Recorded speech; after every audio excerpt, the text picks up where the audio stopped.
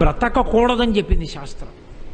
నీ ఇంట ఎప్పుడు నువ్వు తిన్నా నీ అన్నపాత్రలో కొంత అన్నం మిగిలిపోవాలి. ఏమో ఎవరికి తెలుసు పరమేశ్వరుడు ఏ రూపంలో నీ గుమ్మం ముందుకొచ్చి నిలబడతాడో ఎవరికి తెలుసు. ఆ వచ్చినప్పుడు నువ్వు ఆ పట్టెడన్నం తీసి పెట్టగలిగితే చాలు, తరిస్తావు. అందుకని ఇలా పెట్టి నువ్వు బ్రతకగలిగితే దానికి మనుష్య యజ్ఞము అని పేరు. చిట్ట చివరిది ఒకటి ఉంటుంది, దానికి భూతయజ్ఞము అంటారు. భూతయజ్ఞము అంటే మనుష్యుడొక్కడికే ఒక లక్షణం ఉంటుంది, మిగిలిన ఏ ప్రాణి ఆ పని చేయదు. ఒక ఎద్దు ఉందనుకోండి, చిన్నతనంలో దూడగా ఉన్నప్పుడు అమ్మ దగ్గర పాలు తాగుతుంది, పెద్దదైపోయింది అనుకోండి ఇక గడ్డి తిని బతుకుతుంది. ఎద్దు ఉందనుకోండి, పులిని చంపేసి పులి చర్మం తీసుకొచ్చి దాని మీద కూర్చోదు ఎద్దు. పులి ఉందనుకోండి, ఎద్దు మాంసం కావాలనుకుంటే ఆకలితో ఉంటే ఎద్దుని చంపేసి మాంసం తినేస్తుంది. అంతేకాని ఎద్దు చేసే పని నేను చేస్తానని చెప్పి బండి కిందకు వచ్చి తాను కాడి పట్టదు పెద్ద పులి. మనుష్యుడు చూడండి, ఓ కుక్కకి కాపలా కాసే లక్షణం ఉంది, ఇంత రొట్టె ముక్క దానికి పారేసి ఆ కుక్కను తీసుకొచ్చి ఇంట్లో కట్టి దాంతో కాపలా కాయించుకుంటాడు. ఓ ఎద్దు ఇది పొలం దున్నుతుంది, దానికి ఓ నాగలి కట్టి పొలం దున్నిస్తాడు. గుర్రం బాగా పరిగెడుతుంది, ఓ బండి కట్టి తను ఓ చోటు నుంచి ఓ చోటుకి వెళ్ళడానికి గుర్రాన్ని వాడుకుంటాడు. ఇది ఆవు, దీని పాలతో అభిషేకం చేస్తే పుణ్యం వస్తుంది, దీని పాలు పిండి అభిషేకం చేసుకుంటాడు. ఇది పిల్లి, ఇది ఇంట్లో ఉంటే ఎలకలు చంపుతుంది, అందుకని కాస్త పాలు అన్నం దానికి బారేసి రాత్రి మేవ మేవ అని తిరిగేట్టు చేస్తాడు. ఎలక బోను పెట్టి చంపేస్తాడు. సృష్టిలో ఎన్ని ఉన్నాయో అన్నిటినీ తన ఆనుకూల్యత కొరకు, తన సుఖం కొరకు వాడుకుంటాడు. నోరు లేని జంతువుల నుండి సమస్తాన్ని, ఒక పులి చర్మం ఉత్తరించి తెచ్చి తానేసి కూర్చుని జపం చేస్తాడు. పులి గోరు ఉత్తరించి తీసుకొచ్చి దాన్ని గొలుసులో వేసి తన మనవడి మెడలో వేస్తాడు. ఏనుగు దాని దంతంతో బొమ్మ చేసి గూట్లో పెడతాడు. చాప నీటిలోకి వెళ్ళి వలైసి పట్టి తీసుకొచ్చి ఉడికించి తను తినేస్తాడు. ఎక్కడో పరిగెడుతున్న కప్ప, ఇందాకనే కదా చెప్పాను, దాన్ని తినేస్తాడు. అసలు సృష్టిలో ఉన్న సమస్త జీవరాశుల్ని ఉపయోగించుకునే ఏకైక ప్రాణి మనుష్యుడు ఒక్కడే. మిగిలిన ఏ ప్రాణి కూడా ఆకలికి తప్ప భోగమునకు ఇంకో రెండో ప్రాణాన్ని వాడదు. రెండవ ప్రాణి యొక్క శరీరాన్ని తన భోగము కొరకు ఏ ప్రాణి సృష్టిలో వాడదో మీరు చూడండి. తన భోగం కొరకు వాడుకోదు. ఒక సింహం ఏనుగుని చంపేసింది అనుకోండి, కేవలం దేనికి చంపేస్తుందంటే దాని ఆకలికి దాని యొక్క కుంభస్థలం మాంసం తింటుంది అంతే. అంతేకాని కుంభస్థలంలో ముత్యాలు తీసి గొలుసు చుట్టి పట్టుకెళ్ళి శివంగికి అయ్యింది అది. కానీ మనిషి దాని ఆ దంతాలు పీకేస్తాడు, ఆ ముత్యాలు తెచ్చేస్తాడు, చర్మమో ఒలిచేస్తాడు, మాంసమో అమ్మేస్తాడు. బాగా ఇచ్చిన నాళ్ళు పాలు పిండుకుంటాడు. పాలు పిండుకొని ఇంకా పాలు ఇవ్వదని తెలిస్తే నిర్దాక్షిణ్యంగా అమ్మేస్తే లారీలలో తాళ్లు కట్టి తీసుకెళ్ళిపోతుంటారు, వధశాలలకు వెళ్ళిపోతుంటాయి. నిర్దాక్షిణ్యంగా చంపేసి తోలు ఒలిచి చెప్పులు కుట్టేసుకుంటాడు. ఇంత కృతజ్ఞతతో బతికేటటువంటి ఏకైక జీవి సృష్టిలో మనుష్యుడు ఒక్కడే. మనుష్యుడు ఎంత గొప్పవాడో మనుష్యుని యందు ఉండే స్వార్థ ప్రవృత్తి కూడా అంత విశృంఖలత్వంతో ఉంటుంది. అందుకే మనసు ఏనుగు అని శాస్త్రం పోల్చింది కారణం. ఇది మీకు ఏ ఇతర ప్రాణి యందు ఉండదు. ఒక పాము ఉందనుకోండి, అది ఓ కప్పని కరిస్తే తన ఆహారం కోసం కరుస్తుంది. ఇంకో పాములో ఉన్న విషయాన్ని అది వాడుకోదు, తన విషయాన్నే తను వాడుకుంటుంది. మనిషి పావుని పట్టుకుని పావులో ఉన్న విషాన్ని కక్కించి దాన్ని శుద్ధి చేసి ఓషధిగా మార్చి తాను వాడి తనకున్న జబ్బు పోగొట్టుకుంటాడు. అసలు వాడు వాడుకోంది ఏముందండి? పావు తోలుతో బూట్లు, బెల్ట్లోనూ పరుసులు చేసుకుంటారు. అసలు సృష్టిలో ఉన్న సమస్త జీవరాశుల్ని, ఓ పులి సింహం తిరిగినా అది ఎప్పుడు ఓ చెట్టు పడగొట్టి ఓ దాన్ని చిత్రీ పట్టి ఓ తలుపు అవి పెట్టుకోవడం అవి ఏమి ఉండదో, ఏదో గోల పడుకుంటుంది అది. మనం చెట్లన్నీ కొట్టి తీసుకొచ్చేస్తాం, గంధపు చెక్కలన్నీ కొట్టి అరగదీసేసి ఒడ్డుకు పూసేసుకుంటాం. మనం వాడుకోని జంతువు లేదు లోకంలో. చాలా జంతువుల్ని అసలు మాంసంగా తినడానికి ఉపయోగిస్తాం, చాలా జంతువుల్ని నిర్దాక్షిణ్యంగా వధించేస్తాం. ఈ పాపం దేనికి పోయిందని అడిగారు. బలి చేత పోతుంది అన్నారు. బలి అన్న మాటకు అర్థం ఏమిటో తెలుసా? మళ్ళీ చంపేయడం అని కాదు. బలి అన్న మాటకు అర్థం అమంత్రకంగా దైవయజ్ఞం చేసినప్పుడు అగ్నిహోత్రంలో స్వాహ అంటూ ఈశ్వరుణ్ణి పిలిచి ఇవ్వాలి ఆ చెరువు, ఆ వండినటువంటి అన్నం. బలి పెడితే అర్థం ఏమిటంటే మంత్రం ఉండదు, తీసుకెళ్ళి చేత్తో అక్కడ పెట్టేస్తాడు. ఇలా చేత్తో పిడచ చేసి కూడా పెట్టేయచ్చు. ఎందుకని? పిడచ చేసి పక్క విస్తట్లో పెట్టడాన్ని కూడా శాస్త్రం అంగీకరించాలి. పిడచ కట్టి పెట్టకూడదు. మీ విస్తరి చివర కొంతమంది ఏదో ఆకరణ కాకులకి వేస్తామని పిల్లులకి వేస్తామని పెడతారు, మంచిదే. పిడచ కట్టి పెట్టకూడదు. ఎందుకో తెలుసా? పిడచ కట్టి పెడితే నిత్యం దద్దినం పెట్టినట్టు ఇంట్లో పిడచలు పెట్టాడండి అంటారు.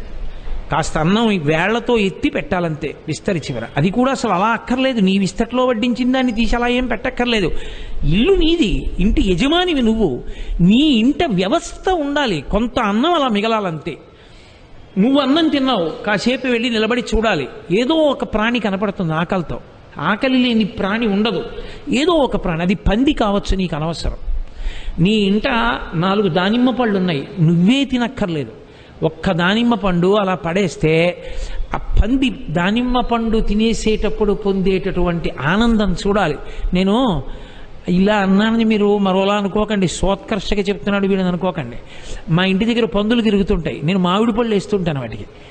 మనం తినడం మంచిదే, కానీ అసలు అవి పాపం ఎప్పుడూ అక్కర్లేనివి తినడమే తప్ప దాన్ని జన్మాంతరంలో దానికి పిలిచి ఈ పండు తిను అని పెట్టేవాడు ఎవరు, ఈ కాయ తిను అనేవాడు పెడతాడరా, దీనికి మామిడి పండు పెడితే ఏం చేస్తుందో చూద్దామని ఓసారి మొట్టమొదట ఓ పందికి మామిడి పండు పెట్టాను.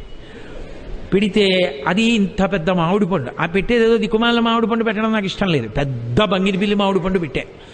అది దవడలు తెరిచి ఇలా కొరికి పైకెత్తింది. ఎత్తితే రసం కిందకి కారింది.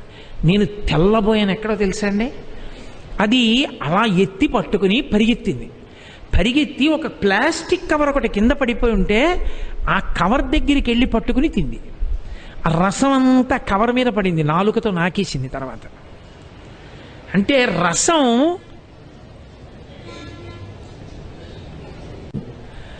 అంటే నేల మీద పడితే ఇంకిపోతుంది, దీని మీద పడితే తర్వాత నాకచ్చన్న లక్షణం దానికి ఉంది. అది పొంగిపోయి నాకు ఎంత ఆశ్చర్యం అంటే అది పంది.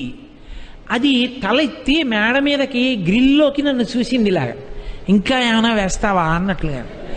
ఏదో నేను ఒకటి వేశాను లేవే అని. అప్పటి నుంచి నేను పంది అనేం చూడను. ఉపాధితో ఏమి సంబంధం? అది ఆకలి మీద ఉంది, కొంచెం తింటుంది. అందులో పిల్లలతో పెడుతుంటాయి పాపం పందులు. అప్పుడు నేను కొద్దిగా వాటికి ఏమైనా వేస్తూ ఉంటాను. తిని పాపం ఆ పిల్లలు తాగుతాయి పాలు అని. కాబట్టి నేను సోత్కర్షకి చెప్పాను, ఈయనేదో చేస్తున్నానని చెప్పుకుంటున్నానని మీరు అనుకోకూడదు. నేను ఒక సందర్భం వచ్చింది కాబట్టి ప్రస్తావించాను. మీ అందరూ చేసేదాని ముందు నేను చేసేది ఏమీ కాదు. కానీ ఒక మాట వరుసకి నేను అన్నానంతే. భూతయజ్ఞము, నువ్వు వాటన్నిటి యొక్క ఉపయోగాన్ని నువ్వు పొందుతున్నావు. తెల్లారి కాఫీ తాగావంటే ఏ గేదె పాలు తాగావో, ఏ ఆవు పాలు తాగేశావో. నువ్వు మజ్జిగ తాగావు వేసవికాలం అని, పాపం ఎక్కడ పసరికమేసినా ఏ ఆవు ఏ గేదె పాలు మజ్జిగ తాగావో మళ్ళీ తిరిగి ఆ ప్రాణికి కొంచెం పెట్టవలసిన కర్తవ్యం నీ మీద ఉంది. ఏ ప్రాణి చంపబడి మాంసం అయిపోయిందో మళ్ళీ ఆ ప్రాణులు కనబడినప్పుడు వాటికి మళ్ళీ నువ్వు వెయ్యాలి. ఓ చిలక కనపడింది, పంజరంలో పెట్టావు. ఏదో పావురం కనపడింది, ఆ పావురాయిని తీసుకొచ్చి, పావురాయిల్ని తినేసిన వాళ్ళని నేను చూశాను. పావురాలు తినేస్తారు, అన్ని పక్షుల్ని తినేస్తూ ఉంటారు. ఉడతల్ని చంపి తినేసే వాళ్ళని నేను ప్యాసింజర్లో వెళుతూ చూసా ఓసారి వేటలపాలెం గూడపర్తి రైల్వే స్టేషన్లో. సమస్త భూతములను తినేస్తున్నాం. కాబట్టి కనీసంలో కనీసం నేను మనుష్య ప్రాణినేగా, నేను తినకపోతే నాలాంటి మనుష్యులు తింటున్నప్పుడు వాళ్ళతో పాటు నేను కూడా. కాబట్టి కనీసం భూతములకు కూడా నువ్వు పెట్టవలసిన అవసరం నీ మీద ఉంది. అది యజ్ఞముగా పెట్టమని చెప్పింది. ఆ పెట్టేటప్పుడు పందికి పెడుతున్నానని పెట్టకు. పంది మామిడి పండు తిన్నప్పుడు పొందినటువంటి ఆనందం పందిలో ఉన్న నారాయణమూర్తి యొక్క ఆనందం, వరాహమూర్తి యొక్క ఆనందం. నీవు దాని వలన ఎంతో ప్రయోజనాన్ని పొందావు. నిజంగా ఏ పట్టణంలో ఏ మున్సిపాలిటీ చెయ్యలేనంత ఉపకారం చేసే ప్రాణులు రెండే, కాకి పంది. అవి రెండు ఎంత ఉపకారం చేస్తాయో. వానాకాలం వస్తే ఎన్ని చిమ్మెట్టలు పడిపోతాయో రోడ్డు మీద, కాకులు అరగంటలో శుభ్రం చేసేస్తాయి, ఎవ్వరూ పిలవక్కర్లేదు. ఆఖరికి ఇలా తీసి ఇలా పడేసిన దాన్ని కూడా ముక్కుతో పైకెత్తేస్తుంది. అది తీయనిది అది తిననిది ఉండదు, అంత పరిశుభ్రం చేస్తోంది. నేను ప్రోత్సహించానని కాదు నా ఉద్దేశం, పంది అంత అశుద్ధమైన పదార్థములను తిని శుభ్రం చేస్తుంది. అయినప్పుడు నువ్వు వాటి వలన ప్రయోజనం పొందుతున్నావు. నువ్వు పడుకుని ఉండొచ్చు, నువ్వు పెంచకపోవచ్చు, కానీ వీధిలో తిరిగే కుక్క నీ ఇంటి గేటు తీసి లోపలికి వస్తున్న వాడిని చూసి మొరుగుతుంది. నువ్వెన్నడూ దానికి రొట్టె ముక్క పెట్టలేదు, కానీ అది మొరుగుతుంది. దానికి తెలుసు ఈ ఇంట్లోకి వెళ్ళి ఎవరో ఏదో ఎక్కుతున్నారు, గోడ ఎక్కుతున్నారని దరిచింది. నువ్వొక్క రొట్టె ముక్క దానికి పెట్టలా, కానీ అది నీ ఐశ్వర్యాన్ని కాపాడడానికి రాత్రి మురిగింది. ఆ దొంగ దిగి పారిపోయాడు. కనీసం అది మర్నాడు వచ్చి ఏమండి మీ గోడ ఎక్కుతుంటే నేను అరిచానండి రాత్రి, లేకపోతే మీ ఐశ్వర్యం ఉండేది కాదని కూడా నీకు చెప్పదు. దానికి చెప్పడం రాదు. అలా ఎక్కడ ఎంతమందిని ఎన్ని రక్షించాయో ఆ కృతజ్ఞతాభావంతో పరమ ప్రేమతో నువ్వు దానికి కొంత పదార్థాన్ని పెట్టాలి. అలా పెడితే భూతయజ్ఞము, అలా పెట్టకపోతే కృతజ్ఞుడవు. అప్పుడు ఈ పాపాలన్నీ నీ ఖాతాలో వేస్తారు. అలా కాకుండా ఈ 5 యజ్ఞములు ఎవరు చేస్తున్నాడో వాడికి పాపము సంక్రమించదన్నారు. వాడు నడిస్తే, వాడు మాట్లాడితే, వాడు కూర్చుంటే, వాడు వాహనం మీద పెడితే, వాడు వంట చేసుకుంటే, ఇల్లు తుడుచుకుంటే, తడిగుడ్డ వేస్తే, దంపితే, రుబ్బితే, పొయ్యి మీద వండితే, కత్తిపీటతో కోస్తే, వాడి ఇంట జరిగిన హింసకి వాడు బాధ్యుడు కాడో, వాడు దానికి ప్రత్యామ్నాయంగా 5 యజ్ఞములు చేస్తున్నాడు. ఇది చెయ్యకుండా వాడికి బతుకులేదు. అహింస పరమో ధర్మ.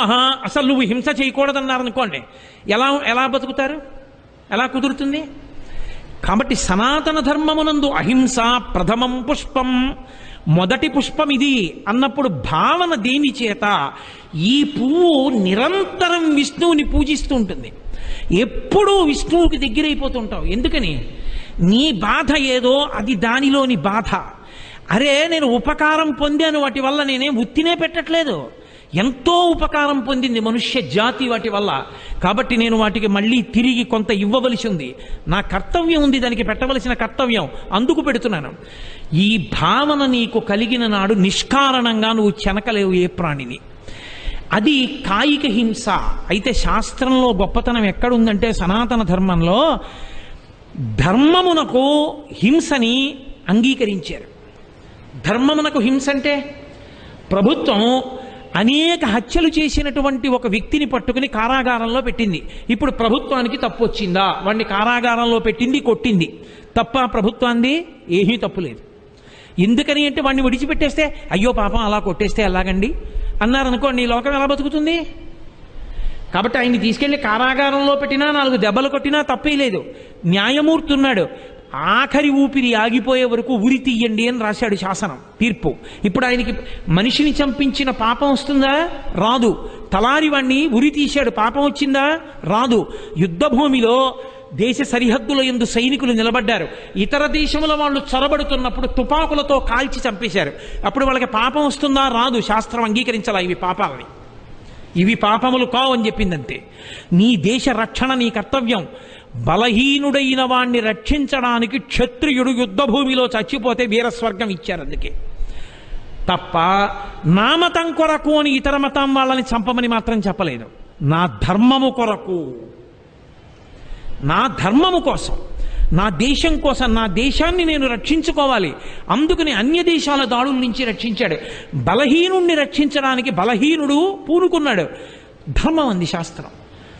అందుకని అవి హింసలోకి వస్తాయా? అది హింసలోకి శాస్త్రం తీసుకోలేదు, దాన్ని హింసగా ఒప్పుకోలేదు. మనం అంగీకరించినా అంగీకరించకపోయినా నేను ఒక వైదికమైన ప్రవచనం చేసేటప్పుడు ఉన్నట్టు నేను మాట్లాడవలసి ఉంటుంది. ఒక యజ్ఞం జరిగేటప్పుడు పశు విసర్జనమును చేస్తే అది హింస అంటే వేదము దాన్ని హింసగా అంగీకరించలేదు. ఎందుచేత అంటే ప్రాణి ఉత్తమగతులకు వెళ్ళిపోయింది అని చెప్పింది. నువ్వు